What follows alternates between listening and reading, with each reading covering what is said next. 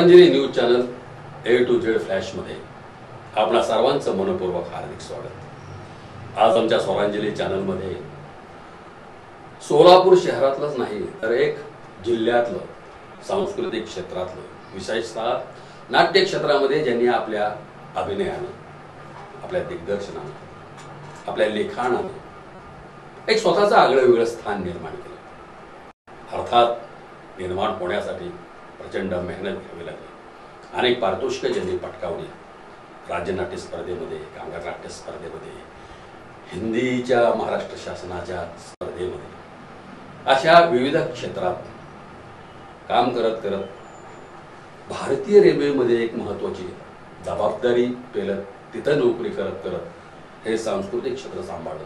की आपली आवड, आपला छंद ज्यांनी जोपासला असे आमचे मित्र आणि सोलापुरातील एक ख्यातनाम सुप्रसिद्ध असलेले अभिनेते, कलावंत, दिग्दर्शक, लेखक नागेश माणेकरी यांचं मी हार्दिक स्वागत करतो। माणेकरी साहेब, आपण आलात। नमस्कार।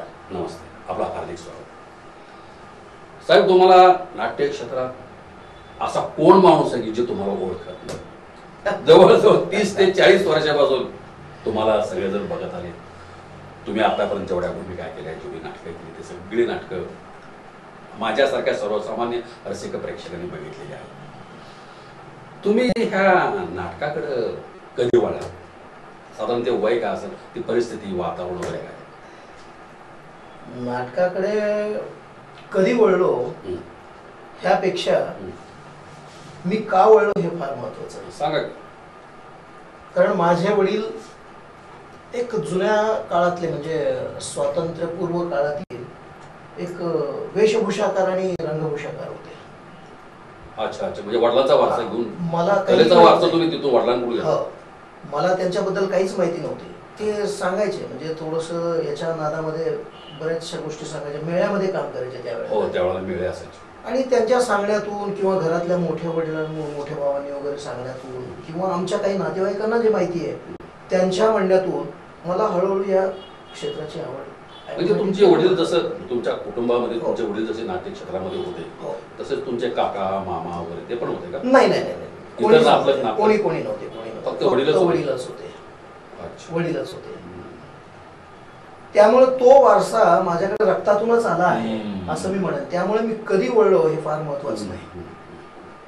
बरोबर, पाणी वाहतं ते उताराकडे, त्या पद्धतीने मी त्याकडे वळलो आणि इयत्ता 3री पासून मी नाट्यकलेला सुरुवात केलं। सुरुवातीला माझं शिवाजी, तानाजी, तानाजी, बाजीप्रभू असे दोन छोट्या छोट्या नाटिका आत्ताच्या रंगभवन मंचावर माझं त्यावेळेला इयत्ता 3री मध्ये सादर झालं। 3री म्हणजे तुमचं शालेय शिक्षण कुठल्या शाळेत झालं? मार्कंडेय विद्यालयामध्ये असताना त्यावेळेला दिगावकर सर मुख्याध्यापक होते। त्यांनी त्यावेळेला पहिलं बक्षीस दिलं होतं, एक 25 पैशाचं नाणं। त्या काळी 25 पैशाचं नाणं म्हणजे आमच्यासाठी खूप मोठं अप्रूप होतं। आनंद गगनात मावेन असा झाला होता त्यावेळेला आम्हाला। आज ते नाणं बघायला देखील मिळत नाही। अशा पद्धतीने मी नाट्य क्षेत्राकडे वळलो। मग त्यानंतर मी मागे वळून पाहिलं नाही। 3री, 5वी शाळेतल्या नाटकामध्ये काम करत गेलो। स्त्रीपात्रे केली। 5वी असताना पेड की गवाही या एका नाटकामध्ये मी त्या एका स्त्रीची भूमिका केली। काय तेव्हापासून मला बरेच लोक चिडवायचे, पण मी आपलं स्वीकारत गेलो। म्हणजे आतापर्यंत नाट्य अनुभवामध्ये स्त्री भूमिका पहिल्यांदा एकदाच केली, त्याच्यानंतर एकदाच म्हणजे पहिला आणि शेवटचं? शेवटचं म्हणता येणार नाही, उद्या काय आहे माहित नाही। आतापर्यंत तर पहिल्यांदा। मग त्यानंतर मग आमचे एक बंधू आहेत, जवळचे चुलत बंधू, व्यंकटेश माणेकरी म्हणून होते। ते लक्ष्मीनारायण बोली, डॉक्टर लक्ष्मीनारायण बोली यांचे निकट मित्र, एकदम त्यांचे जीवलग मित्र। त्यांनी मला त्यांच्याकडे पाठवलं। त्यावेळेला अश्विनी नाट्य मंदिरच्या माध्यमातून लक्ष्मीनारायण बोली, शोभा बोली, लक्ष्मीनारायण आके अशी दिग्गज मोठी मोठी, बालाजी विमानपल्ली अशी माणसं काम करायची। त्यांच्या बरोबर मला काम करण्याची संधी मिळाली पहिल्यांदा। जाडलोटापासून चहा पाणी पुरवणे, प्रॉम्प्टिंग करणे, म्हणजे सगळ्या गोष्टी। राज्य नाट्य स्पर्धेतलं पहिलं पाऊल तुम्ही डॉक्टर लक्ष्मीनारायण बोल्ले यांच्या दिग्दर्शनाखाली किंवा त्यांच्या हाताखाली तुम्ही बरोबर काम हद्दपार या नाटकातून मी पहिल्यांदा आलो। त्यांच्या याच्यामध्ये 75 वर्षाच्या एका पंचाची भूमिका मी त्यामध्ये निभावली. म्हणजे तरुण वयामध्ये म्हाताऱ्याची भूमिका केली. तरुण नव्हतो मी, 19 वर्षाचा होतो. 19 पण नाही, 18 होतो, 17 ते 18 वर्षाचा. अच्छा. 75 वर्षाच्या म्हाताऱ्याची भूमिका केली. राज्य राज्य नाट्य ते पहिलं नाटक. त्या नाटकात भरपूर यश मिळालं. त्यानंतर मग त्यांच्याकडे मग मी रंगमंची व्यवस्थेसाठी पाठीमागे बॅक स्टेज वगैरे सांभाळायचो, कारण माझा आवाज पातळ, अजूनही पातळच आहे. अभिनय करत होतात का अभिनय आणि दोन्ही मिळून करत होता? नाही, अभिनय जी मिळेल ती अभिनय, जो मिळेल तो अभिनय करायचा. प्रॉम्प्टिंग गैरहजर जर राहिला कोणी पात्र, ते पात्र उठवायचं आणि त्यांना प्रॅक्टिस द्यायची. अशातून माझ्याकडे माझे एक वाचिक काहीक अभिनय माझ्यामध्ये भिजला.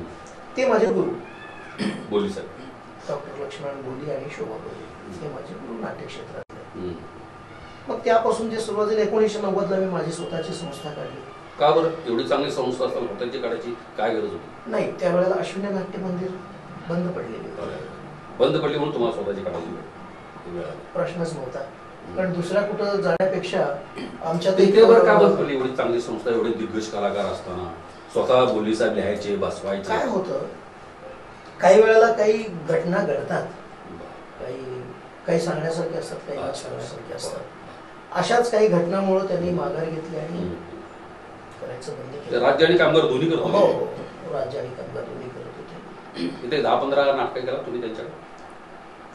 नाही, 5-6 केलं असेल. कारण का हद्दपार, काला तस्मै नमः, संध्या छाया आणि बखर एखाद्याची म्हणजे टाहो, अशामध्ये आणि चंद्रलेखा, अशा नाटकांमधून मी त्याच्याकडे काम केलं. पण अभिनय मी हद्दपारमध्येच केला, दुसऱ्या याच्यामध्ये केला नाही. बॅकस्टेज सांभाळायचो पूर्णपणे.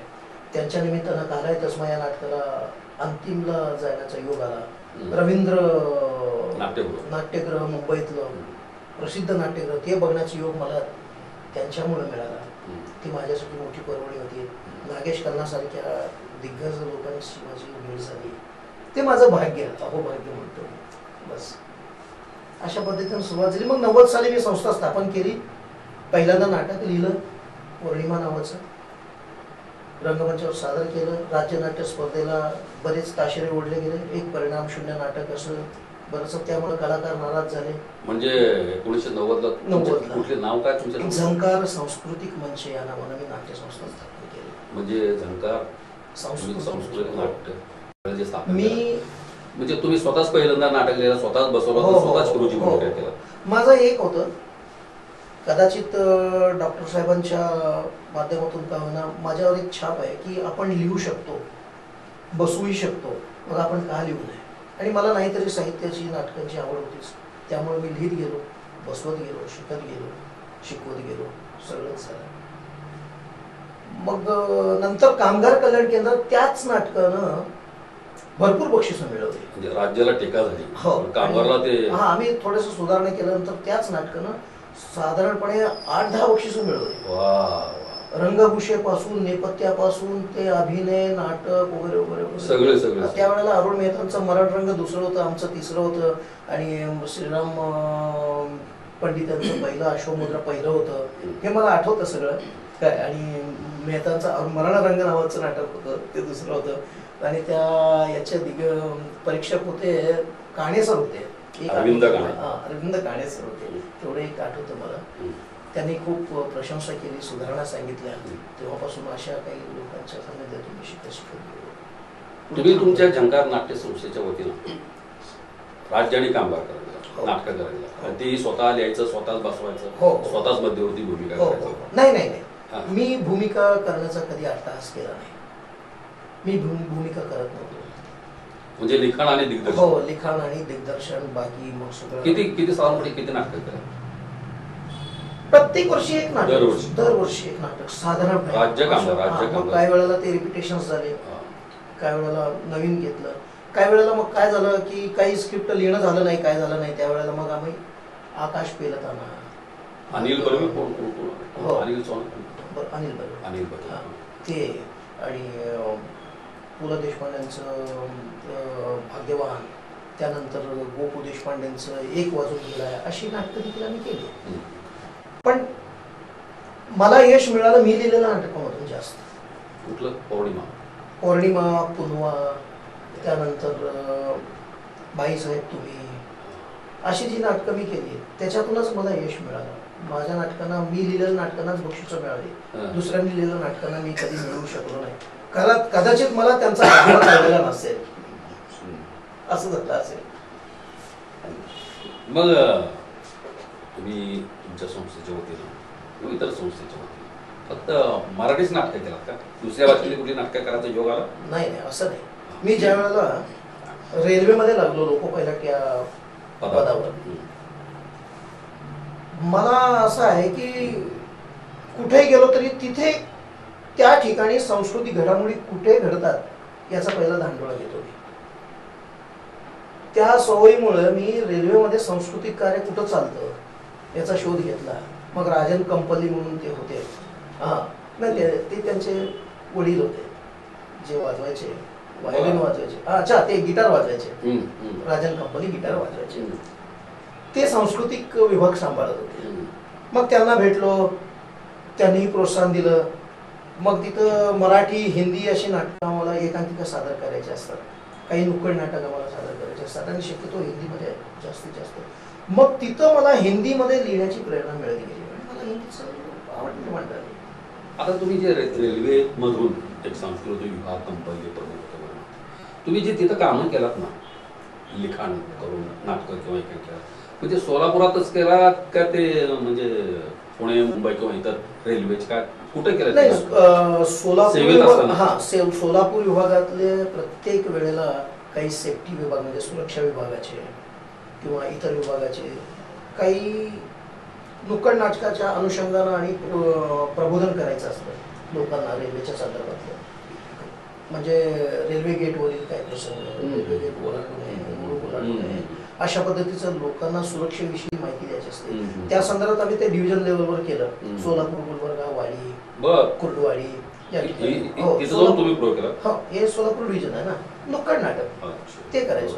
त्यानंतर कल्चरल डिपार्टमेंट रेल्वेच्या मुंबई हेडक्वार्टर तिथे स्पर्धा भरवल्या जातात दरवर्षी.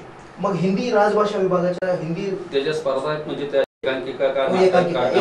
एकांकिका कल्चरल स्पर्धा, त्याच्यामध्ये एकांकिका, क्लासिकल, मग फोक डान्सेस, फोक म्युझिक सगळे असतात. त्याच्यात एकांकिका देखील आहे.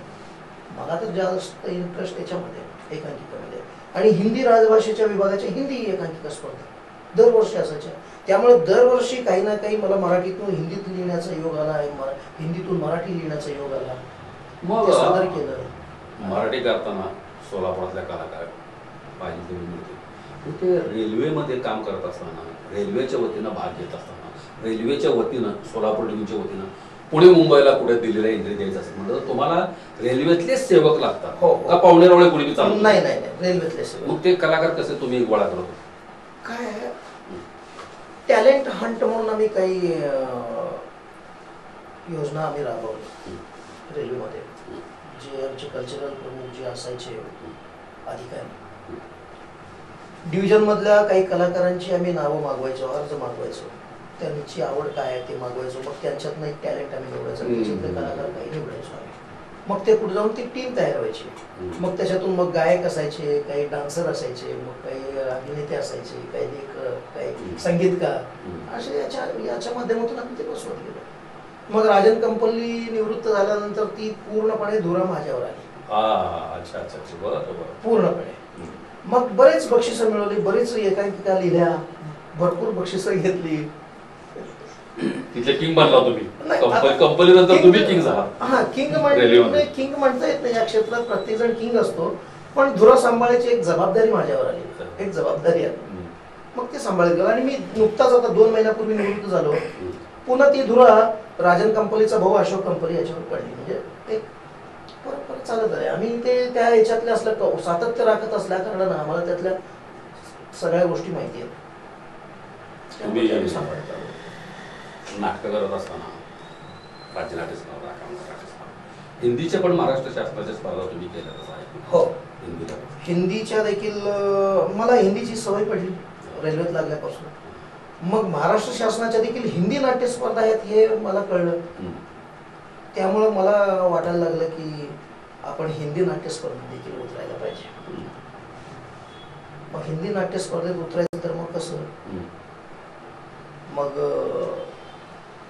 माझं एक नाटक होतं पुनवा, म्हणजे तुमच्या झंकारच्या हो झंकारच्या माध्यमातून माझं एक लिहिलेलं नाटक होतं पुनवा, जे मराठीत आम्ही पहिल्यांदा सादर केलं. त्याच नाटकाचं मी पूनम की चंदा म्हणून हिंदीत रूपांतर केलं.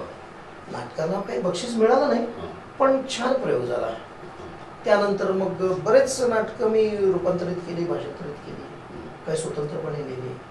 अगदी नुकतंच आम्ही लिहिलं ते शरद की चांदणी, नुकतंच गेल्याच वर्षी आम्ही सादर केलं पुण्याला हिंदीमध्ये. छान नाटक होतं. त्याच्यामध्ये अरविंद माने, अश्विनी तळवलकर, मी स्वतः, प्रथमेश माणेकरी, हे सगळे, हर्षवर्धन माणेकरी, बाकी कल्याण श्रावस्ती, अशी इतर चांगलं खूप छान सादरीकरण झालं.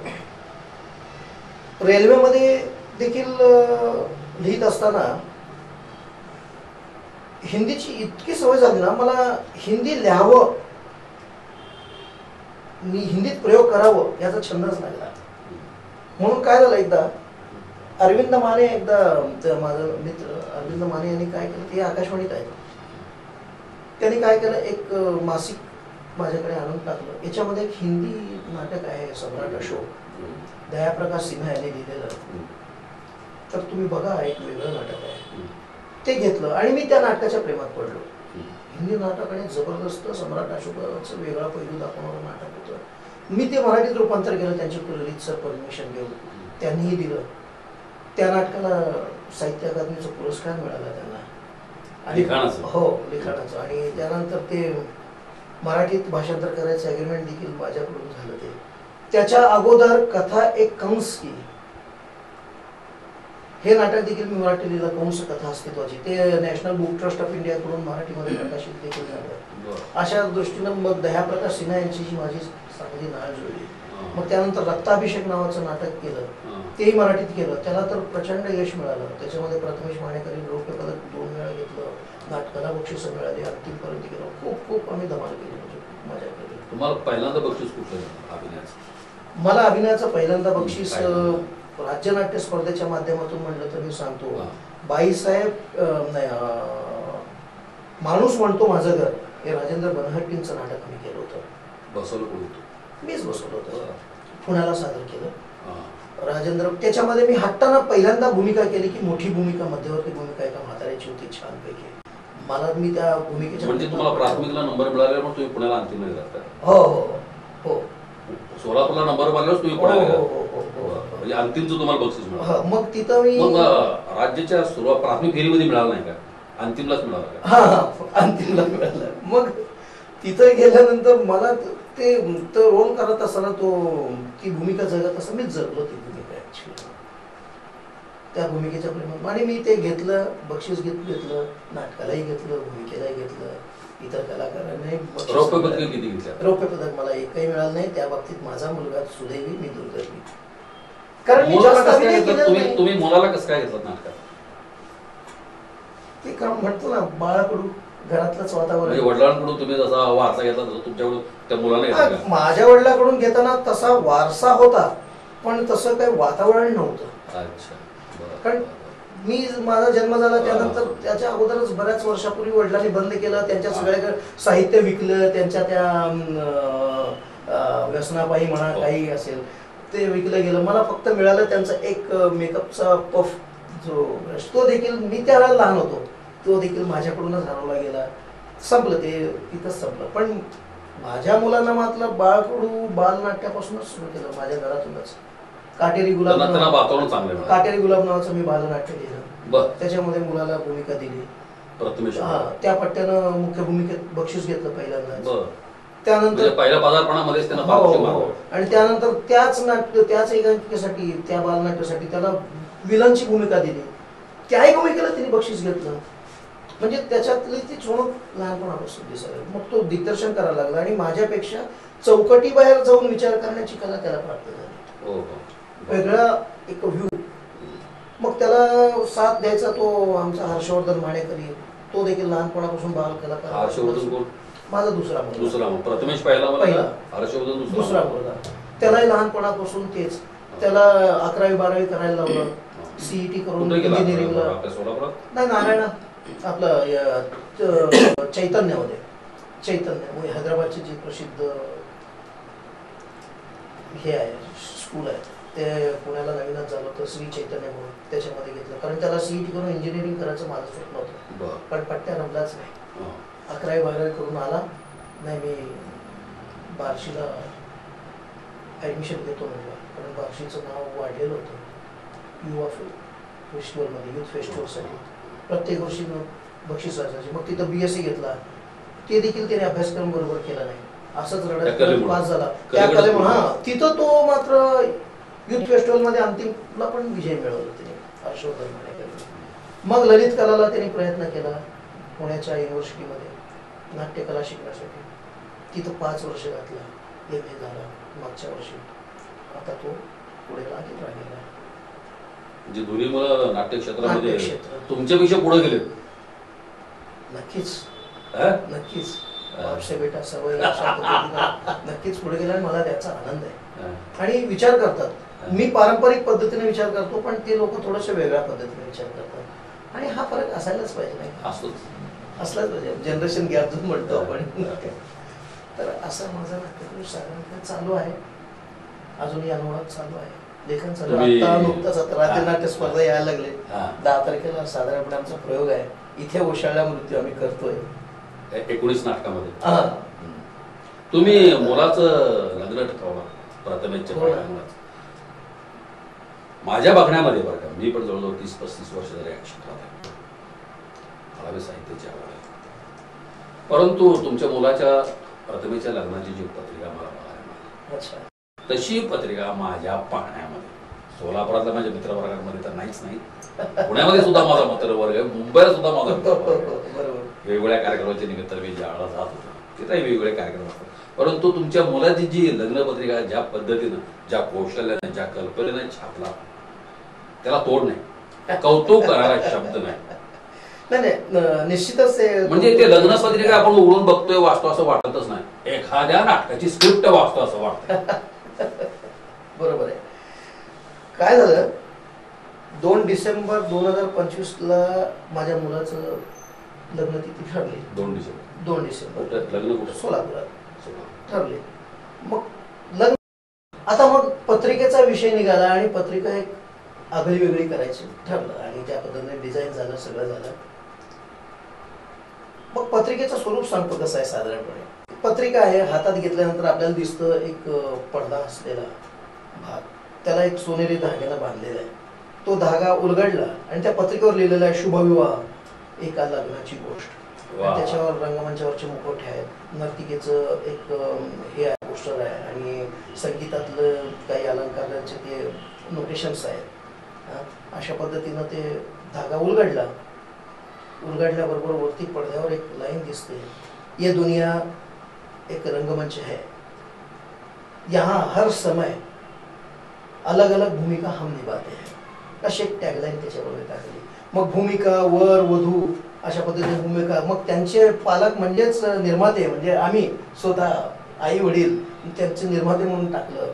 आणि रंगमंच व्यवस्थापक कोण आहे, मग माझा मुलगा हर्षवर्धन मानेकर, तो सगळं बघतोय, इव्हेंट मॅनेज करतो तो, त्याचं नाव रंगमंच व्यवस्थापकामध्ये टाकलं. आणि माझे मोठे बंधू, वहिनी लोक, हे दिग्दर्शकाची भूमिका आहे, दिशादर्शन करतात, मार्गदर्शन करतात, मग ते दिग्दर्शक. मग त्यांचे छोटे बंधू म्हणजे सहाय्यक दिग्दर्शक. मग प्रथमेशचे आणि हर्षवर्धनचे बंधू लोक म्हणजे त्याच्यासाठी मुलगी हुडकणारे कास्टिंग डायरेक्टर्स. बरोबर, त्यांनी सगळं कास्ट निवडी केली, पाहुण्या रावळ्यांना गोळा केला आणि सगळं जमून आणलं. मग आमचे घरातले जे प्रमुख कार्यवाह असतात, ज्यांना आपण सूत्रधार म्हणूया, नाटकाच्या भाषेमध्ये सूत्रधार म्हणूया, ते घरातले आपले मोठे दामाद लोक, म्हणजे भाऊजी लोक म्हणतो आपण, त्यांचा मान त्यांना मिळायलाच पाहिजे. ते सूत्रधाराच्या भूमिकेत आहेत. संघटक म्हणजे आपण स्वागत करणारे लोक आहेत, ते त्यांचे काय म्हणायचं आपण त्यांना, संघटकमध्ये यांचे बंधू लोकांची जे कोण आहेत ते आहेत. मग वेशभूषा, रंगभूषेसाठी वेगळी, आमच्या पुतण्यांची वेगळी मुलं, असे भाचे लोक वगैरे असे घेऊन बाल कलाकार, छोटे छोटे बच्चे कंपनी, ते आम्ही पारंपरिक प्रथेने आमच्या लग्नाला यायचं, हा काकाच्या भावाच्या लग्नाला यायचं असं काही ठेवलेलं नाही. बाल कलाकार आणि याच्यामध्ये विवाह मंच असं एक नाव ठेवलं आहे आणि विवाहाला प्रयोग म्हणून नाव ठेवलं. आणि विवाहाच्या अगोदर एक विधी असतो ज्याला हळदी कुंकू किंवा असं काहीतरी म्हणतात, हळदी समारंभ असं म्हणतात, हा हळदी देवकार्य म्हणतात. त्याला आम्ही रंगीत तालीम असं हे केलं. अशा पद्धतीने एक वेगळी पत्रिका छापली आणि ती पत्रिका उघडल्यावर एक रंगभूमी दिसते, विंगा दिसतात प्रचंड छानपैकी. तिथेही मग मुखवटे वगैरे छापलेले आहेत. छान म्हणजे एक वेगळा फील येतो. आणि ती पत्रिकेमध्ये आम्ही त्याला स्पॉटलाईटमध्ये काही ठळक बाबी आम्ही असं लॅमिनेट केल्यासारखं केलेलं आहे. ते असं ठळकपणे दिसतात. हात फिरवलं की हातांना लागतं ते, म्हणजे ठळकपण आहे काय. म्हणजे मी ते साधारणपणे दाखवू पण शकतो. हे जे आहे शुभविवाह, एका लग्नाची गोष्ट किंवा हा जो पडदा चमकतात चककताय, हे मुखवटे वगैरे, हे साधा नाही आहे. मॅट लॅमिनेशन केलेलं स्पॉटिंग आहे, पूर्ण स्पॉटिंग आहे. हे स्पॉटिंग आहे, ते ठळक आहे. आणि हे ज्या वेळेला आम्ही उलगडतो त्यावेळेला असं उलगडलं की पडदा उघडल्याबरोबर हे अशा पद्धतीनं पडदा दिसतो. शुभविवाह म्हणजेच लग्नाची बेडी. भूमिकेमध्ये वधू, भूमिकेमध्ये वर, मग त्यांचे निर्माते, मग रंगमंच व्यवस्था, मग इथं वरती टॅगलाईन, मग इथं पूर्णपणे त्यांना नोंदणी, इथं मिती वगैरे सगळं ते तर टाकावंच लागणार आहे. मग इथं दिग्दर्शक, सहाय्यक दिग्दर्शक, मग पात्र निवड, संघटक, सूत्रधार, विवाह तारीख आणि म्हणजे रंगमंच जे काय असेल, रंगीत तारीख, सांस्कृतिक कार्यक्रम होत असतो त्याचं पूर्ण सांस्कृतिक प्रमुख तेही टाकलेलं आहे. रसास्वाद, जे प्रीती भोजन म्हणतो आपण, त्याला नवीन शब्द टाकला रसास्वाद, प्रीती भोजन. अशा पद्धतीने एक आगळे वेगळं आहे. आणि आजच्या दिवसाला हे लोकांना दिसलं पाहिजे. रंगभूमी दिनानिमित्त आम्ही काहीतरी रंगभूमीसाठी कार्य करतो. आमच्या कर्तृत्वातून तरी आम्ही दाखवलेलंच आहे. तरी देखील अजूनही आम्ही कार्यरत आहोत. आमच्या वैयक्तिक आयुष्यात देखील रंगभूमीनं किती म्हणजे आम्हाला सामावून घेतलंय त्याचं एक प्रत्यंतर म्हणजे ही पत्रिका आहे असं मला वाटतं. खूप सुंदर. आणि ही पत्रिका तुम्हाला कुठेही सापडणार नाही, ना सोलापुरात, ना महाराष्ट्रात, कुठंच भारतात देखील सापडणार नाही. पहिल्यांदा याचे निर्माते आम्ही आहोत याचा. आणि आतापर्यंत ज्यांनी ही पत्रिका बघितली त्यांनी पूर्णपणे या पत्रिकेची तारीफच केली, कौतुकच केली. कौतुकास्पदच आहे. त्यामुळं त्याला किती खर्चाला हे फार महत्वाचं नाहीये. तो कलेच्या प्रांतातला असो नसो, आवडतेच ती पत्रिका, आवडायलाच पाहिजे असं केलेलं आहे. मग सर तुम्ही नाटकाबद्दल एवढं भरपूर बोला. नाटकामध्ये तुम्ही एवढे मोठमोठे विक्रम प्रस्थापित केला. कार्यक्रम होतो तुमचं चांगलं आहे.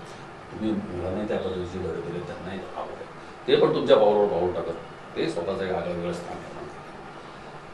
नाटकाच्या व्यतिरिक्त म्हणजे कलेच्या प्रांतामध्ये, मनोरंजक प्रांतामध्ये फक्त नाटक किंवा अभिनय किंवा स्टेज एवढंच आहे, इतरही काही घटक आहेत. मग उदाहरणार्थ TV सिरियल आहे, चित्रपट आहे. तुम्ही इकडे वळला नाही का? डॉक्युमेंटरी फिल्म आहे, रेकॉर्डिंग आहे, इकडे तुम्हाला कधी जाण्याचा योग आला नाही का? योग आला, पण मला जावं असं वाटलं नाही आतापर्यंत. नोकरीमुळे तर आहेच, आणि प्लस तिथे जिवंतपणा नाही. हा एक मुद्दा आहे. रंगभूमीवर जो जिवंतपणा आहे तो तिथं नाही, हे मला माहिती आहे. त्यामुळे मला तिकडे जास्त ओढा निर्माण. एका दुसऱ्या सिरियल मी एका दुसऱ्या चित्रपटात काम केलेलं आहे, पण असं वाटलं नाही की मी त्याच्यातच रमावं. मी रमलो रंगभूमीवर. रंगभूमी बस माझ्यासाठी. ही नोकरी सांभाळा, तो प्रॅक्टिस कसं करत होता, स्पर्धेला कसं जात होता, तेवढे रजा वगैरे मिळत होत्या का, साहेब लोक होत होते का? मी आत्ता सेवानिवृत्त झालो 2 महिन्यापूर्वी. आमच्याकडे सेवानिवृत्त होईपर्यंत 300 रजा ठेवण्याची मुभा असते, त्याचे पैसे मिळतात. साधारणपणे 10-12 लाख रुपये मिळतात. अर्जित रजा म्हणतो आपण. मी निवृत्त होताना मी 1.5 महिने विदाऊट पे मध्ये गेलो, कारण माझ्याकडे रजा शिल्लक नव्हत्या. ते केवळ कल्चरल ह्याच्यामध्ये. दरवर्षी मी कल्चरलसाठी रजा घेत नव्हतो जास्त.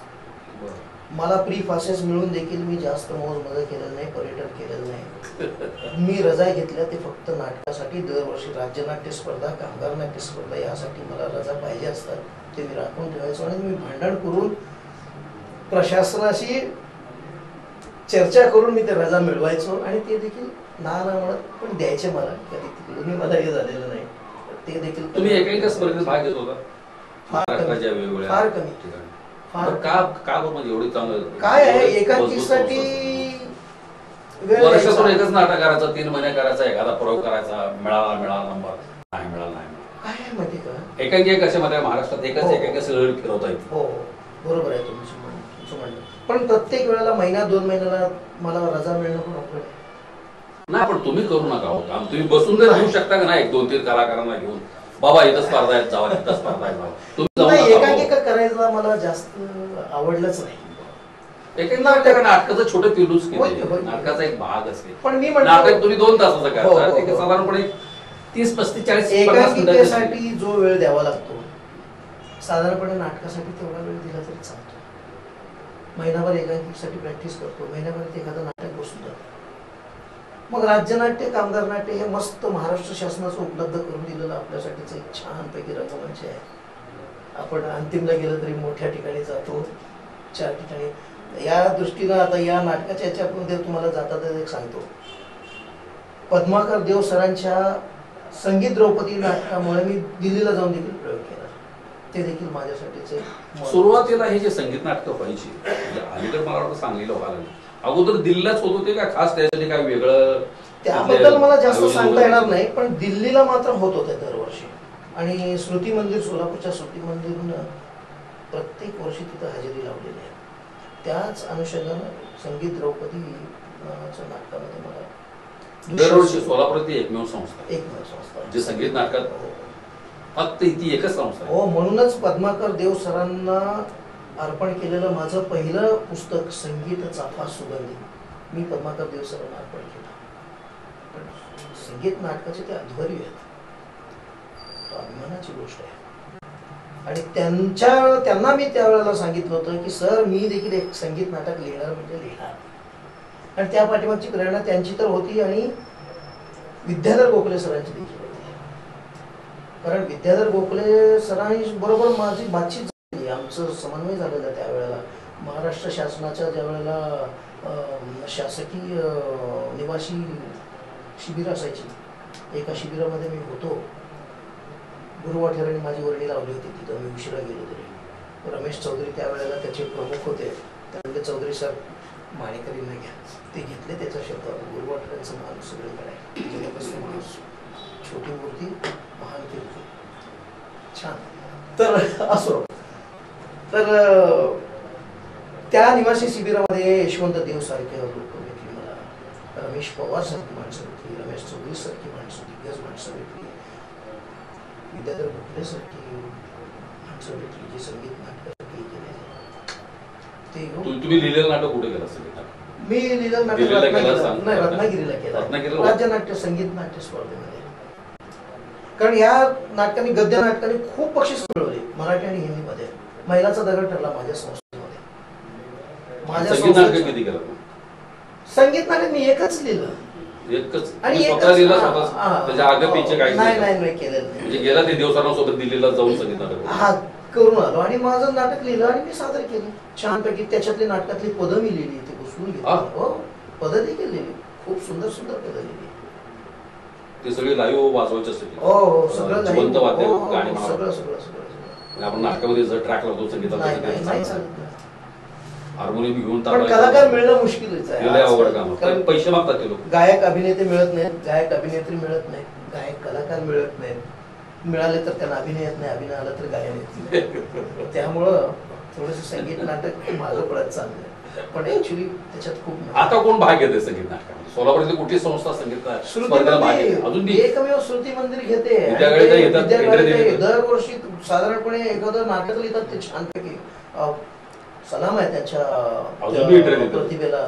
आता मला वाटतं कमी झालं वाटतं. आता नाही, मागच्या वर्षी त्याच्या 4 वर्षात 5 वर्षात दिलेले, बक्षीसही घेतलेले आहेत त्यांनी, बक्षीसही घेतलेले आहेत. आणि मला वाटतं अस्तित्व मेकर्स नावाने त्या संस्थेने एक संगीत नाटक केलंय असं मला आठवत आहे. गेल्या का त्याच्या अस्तित्व मेकरच्या संस्थेला? हा, अस्तित्व. त्यांनी एंट्री दिली होती का? दिली होती. तेवढंच, बाकी कोण करत नाही सर. कारण अवघड आहे संगीत. नाटक करताना काय कलाकार म्हणून दिग्दर्शक किंवा लेखक काही गमती जमती भेटत असतात. काही गमती त्यातल्या त्या ठळक असं असं की असं घडी घडी ते डोळ्यासमोर येते किंवा ते सांगितल्याशिवाय चैन पडत नाही, अशा काही घटना घडल्या? अशी एक घटना माझ्या आयुष्यात घडली. मी पुण्याला किर्लोस्कर न्यूमॅटिक्समध्ये अप्रेंटिसशिपला होतो. तिथं कामगार एकांकिका स्पर्धा व्हायची. फुटपाथ नावाची एक एकांकिका होती आणि त्या एकांकिकेमध्ये मला भूमिका मिळाली. त्या भूमिकेमध्ये एक पात्र असं होतं की त्याला अटॅक येतो आणि तो पडतो. अचानक हृदयविकाराचा झटका आला आणि तो कोसळला. उभ्या उभ्यानं कोसळायचा आहे आणि मी कोसळलो. छान झालं, टाळ्या पडल्या, सगळ्या पडल्या. पण ज्या वेळेला पडदा पडला आणि बघायला गेलो, माझ्या डोक्याच्या जवळ एक खिळा असा होता, त्याचं टोक वरती होतं. मला उचलून घेताना कोणाचं तर पायाला ते पोचलो. त्यावेळेस बापरे, तो खिळा घुसला असता माझ्या डोक्यात. ती आठवण मी आवर्जून सांगतो. म्हणून आज देखील मी रंगभूमीवर नेपथ्य लावल्यानंतर मी स्वतः झाडू मारतो. आज देखील रंगभूमीवर, आज वयाच्या 60व्या वर्षी देखील मी ते काम करतो. कोणी करू नको ते काम मी करतो आवर्जून.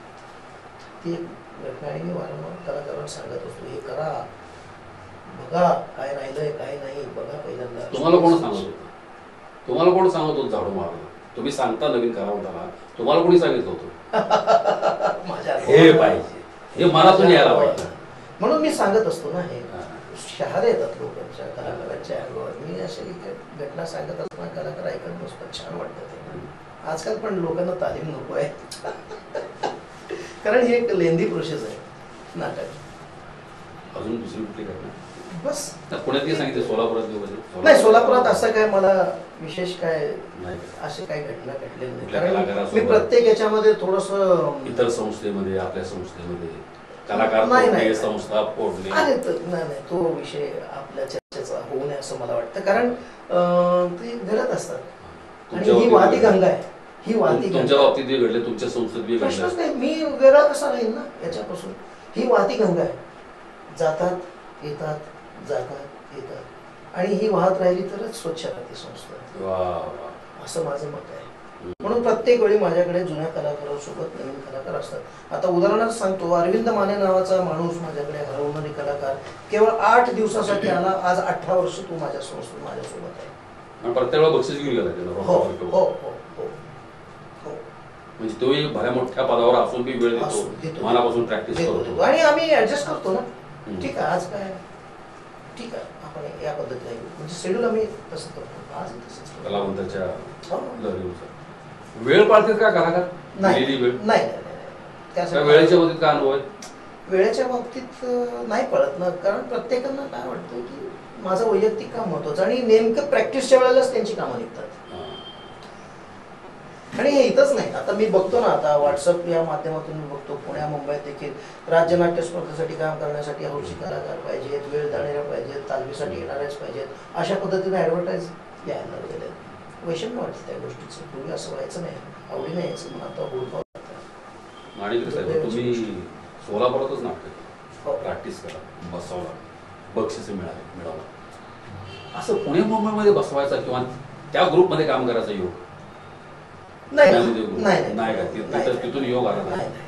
म्हणजे तिथले कलाकार वेळ पाळतात का नाही, तिथल्या कलावंत त्या संस्थेमध्ये शिस्त कशी आहे, काय हे मला जाणून घ्यायचं होतं. सोलापूरचं तुम्ही सांगितलं, पुणे मुंबईची परिस्थिती काय या बाबतीत? माझी मुलं तुम्हाला जास्त सांगतील, कारण ते तिकडेच राहिलेले पुण्याला, कोल्हापूरला. ते मग बोलले असतील की साधारणपणे सगळीकडे ही बोंब नाही, सगळीकडे ही बोंब अशी आहे. डॉमिनेशन करणे किंवा वेळ न पाळणे,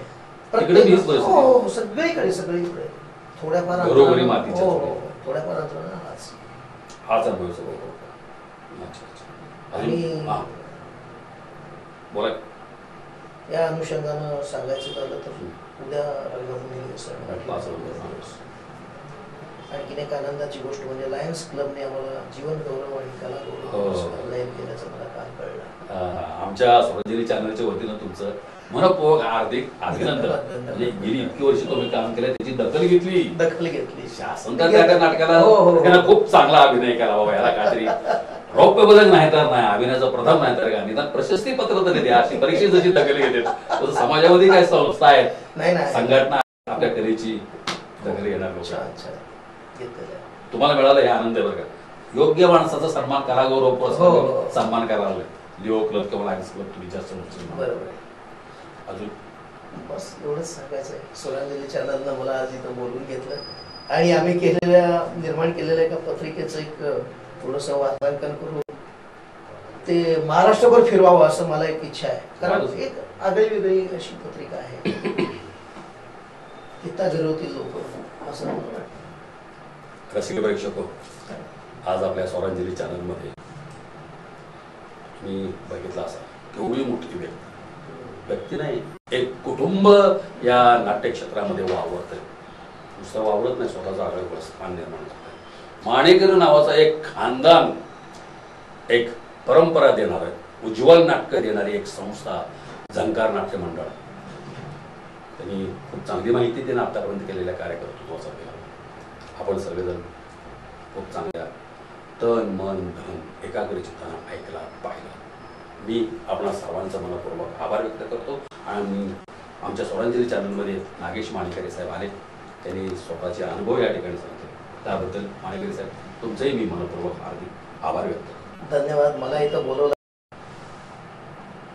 माझ्या माध्यमातून काही ना काही गोष्टी मला सांगण्याचं इथं हे एक छान असं व्यासपीठ मिळालं, जेणेकरून काही गोष्टी कलाकारांनाही कळतील.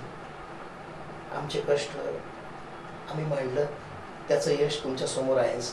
आम्ही स्पर्धा ही स्पर्धेसाठी करत नाही, सेवा म्हणून एक करतो. एक नाट्य चळवळ राबवावी या अनुषंगाने आम्ही करतो. एवढंच मला सांगायचं आहे. प्रत्येकजण रंगभूमीकडे वळलं पाहिजे, हीच कळकळीची विनंती आहे. धन्यवाद.